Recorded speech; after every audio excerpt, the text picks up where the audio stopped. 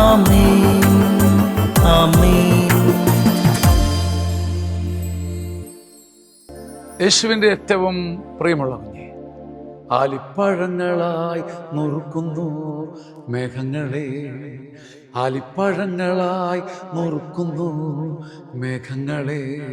പ്രഭാഷകൻ 43:15.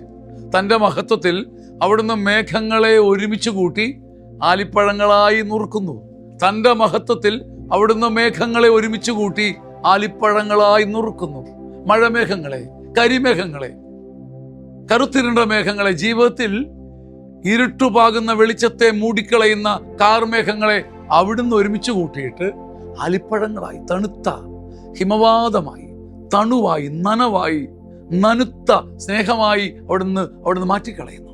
അവിടുന്ന് നിന്റെ ജീവിതത്തിന്റെ പ്രകാശത്തെ മൂടുന്ന കരിമേഘങ്ങളെ ഒന്നിച്ചു കൂട്ടി അവിടുന്ന് അത് ആലിപ്പഴങ്ങളാക്കി മാറ്റും.